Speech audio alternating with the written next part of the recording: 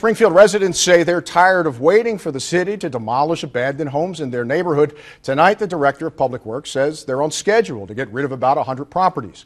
ABC News Channel 20's Brett Baldeck live on Springfield's North End with more on why these neighbors say the city needs to speed up its timetable. Brett.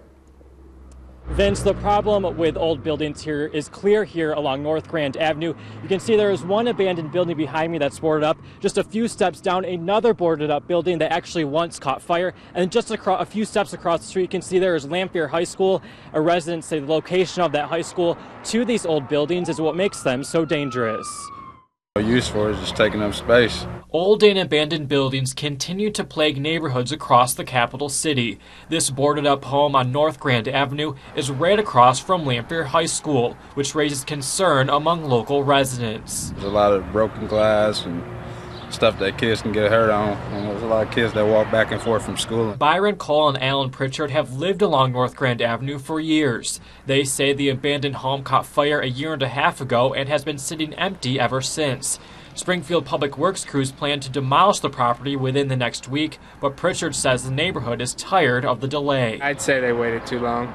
They should have been on top of it, or at least on top of the landlord to keep it cleaned up and make it safe for kids. Safety is what officials at Springfield Public Works say prevents them from simply bringing in heavy equipment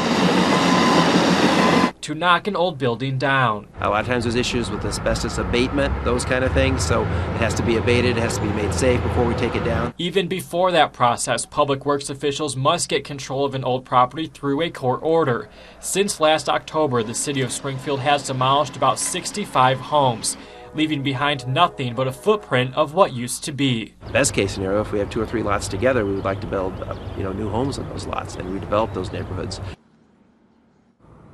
Director Mark Mahoney says the city will be hiring a private contractor to demolish an additional 30 to 35 homes this summer. Their goal is to have 100 homes demolished by the end of the year. We are live on Springfield's north side. Brett Baldeck, ABC News Channel 20. Thanks, Brett. Public Works budgets $500,000 every year to the demolition of old buildings. Public Works Director Mark Mahoney says the cost of bulldozing each property ranges from as little as $1,000 to as much as $10,000. Mahoney says the costs depend on how much asbestos disposal is needed.